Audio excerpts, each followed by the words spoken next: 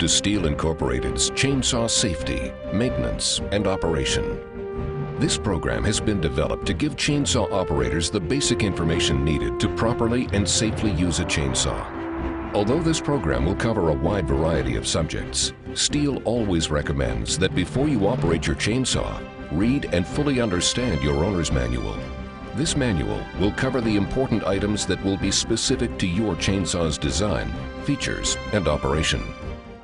When felling a tree, you will need to evaluate the dynamics of the tree, but there are also several other important details that must be considered before you choose your trees to fell. First, look in a 360-degree radius for any hazards or property that could be struck by the tree you're falling. If any of these are within reach of the tree, regardless of the direction in which you think the tree will fall, it is highly advised that you call in a professional with the proper training and equipment to fell the tree. Check the weather conditions. If it is a windy day, the top of the tree acts just like a sail and can adversely affect the way the tree will fall in relation to the way you want it to fall. If this is the case, it is advisable that you fell the tree when conditions are more favorable, or call in a professional to finish the job. Look for other trees and shrubbery in the immediate area and how they will be affected when your tree falls. Also, look for snags or loose hanging branches in the tree and surrounding trees.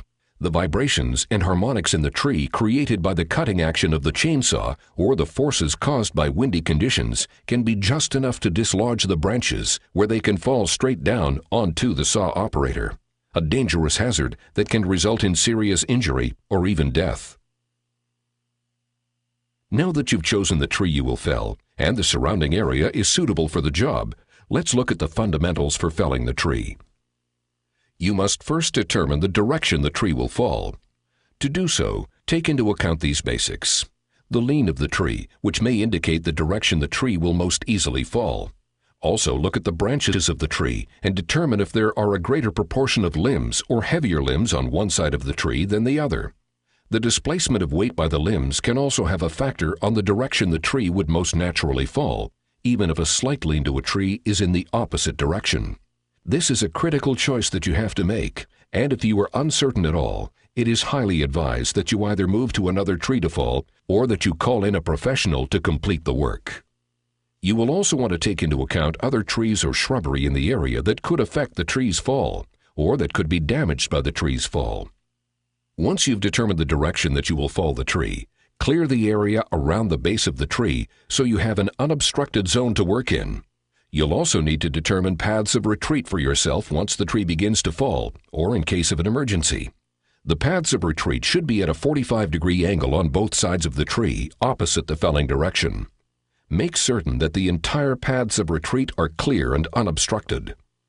Anyone working with you in the area should remain at a distance no closer than 2.5 times the length of the tree to be fallen. And remember, never let bystanders or pets in or around the area you're working in. Your partner can be a great help in this regard to make sure no one enters into the work zone. To fell a tree properly, you should also have a set of plastic felling wedges and an axe similar to these. The wedges should be made of a plastic component as not to harm the cutters of the moving chain when used to wedge the tree. Steel or metal wedges can quickly dull a chain and cause a very dangerous condition in the felling process. Your axe will be used to dislodge any loose bark in the area of your cut, as well as the tool you will use to force the wedges into the felling cut. There are two popular felling techniques most commonly used today: the standard or common notch and the open face technique.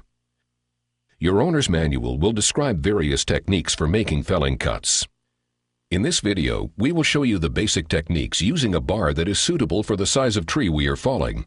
If the tree you will be falling is larger in diameter than the usable bar length of your chainsaw, you will need to utilize special techniques to safely fell the tree.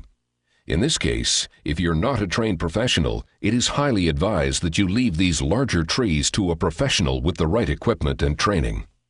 Let's begin by looking at how the standard or common notch technique works. The notch that you cut in the tree will consist of one cut that is horizontal, level with the ground, and a second cut that is at a 45-degree angle. These two cuts will intersect with each other, creating the felling notch. The side of the tree that you create the notch in will be the same side that you want the tree to fall. Here you can use your felling sights to help you properly position the notch and the hinge that will help control the felling of the tree. Pointing your felling sight at the location you want the tree to fall will give you the 90-degree angle that you will want for a properly placed notch. As you cut, always watch for weakness or rot in the tree. If the tree is weak or rotted, it is advisable that you have a trained professional remove the tree. Make your 45-degree cut first with a depth into the tree approximately 1/5 to 1/4 of the tree trunk's diameter. Next, make your horizontal cut, intersecting with the 45-degree cut, creating a wedge that can be removed from the tree. It is extremely important that these two cuts meet exactly, so take your time making certain that you get it right. You'll now move to the rear of the tree and begin the felling cut. If there's any loose bark on the backside of the tree, use your axe to dislodge the bark around the area that you will be making your felling cut. This cut will be horizontal and should be 1 to 2 inches higher than the horizontal cut of the felling notch made earlier. Always stay to the side of the tree when making your felling cut. Never work from directly behind the tree, as the tree could split and come backwards with deadly force, an event called barber chairing. As you begin to make the felling cut, add your plastic wedges to the back of the cut. These will keep the tree from settling back in the cut and pinching your guide bar, and they will also be instrumental in felling the tree, particularly if there is insignificant lean in the tree towards the desired felling direction. The hinge you create when done properly will leave approximately 1/10 the diameter of the tree uncut. Never cut into the hinge. Doing so could cause you to lose control of the direction of the fall. Once you have correctly made your hinge with the felling cut, and if the tree has sufficient lean, it will begin its fall to the ground. When you see the tree begin to fall, immediately remove the saw from the cut, turn it off with the chain brake engaged, and withdraw from the cutting area using one of your pre-planned escape routes. Never remain near the tree during its fall. If you have finished making your back cut but the tree is not falling, you will use your wedges to complete the task. One hit at a time, drive the wedges further into the felling cut, waiting a few moments for the tree to absorb the dynamics of the wedging process. Continue the process until you see the tree begin to make its fall. Again, retreat to a safe distance while the tree falls.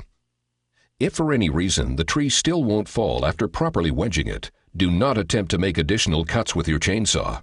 This could result in serious or fatal injury. Bring the tree down with a cable winch, block and tackle, or heavy equipment such as a tractor or bulldozer. The second type of felling cut is the open face cut used by many of today's professionals. Unlike the standard or common technique, the open face uses an angled bottom cut that allows the tree to utilize the hinge throughout the fall all the way to the ground, giving you more control of the felling process. Again, you'll use the felling sights to direct the tree's fall in the desired direction. Make your first cut down at approximately a 50-degree angle to a depth of approximately 1/5 to 1/4 of the trunk diameter. Make the second cut from below at approximately a 40-degree angle. These cuts must match exactly and will result in a 90-degree wedge removed from the tree. When you make your back cut or felling cut, it should be horizontal and 1 to 2 inches above the apex of the open face cut, or above where the two cuts on the open face meet, creating the proper hinge. Again, using your wedges just as you did with the standard or common technique to fall the tree. We hope that this program will help make your chainsaw cutting experience a safer and more enjoyable one. For further information about your Stihl chainsaw, see your authorized Stihl dealer. For more information on Stihl, please see our website at stihlusa.com or phone us at 1-800-GO-STIHL.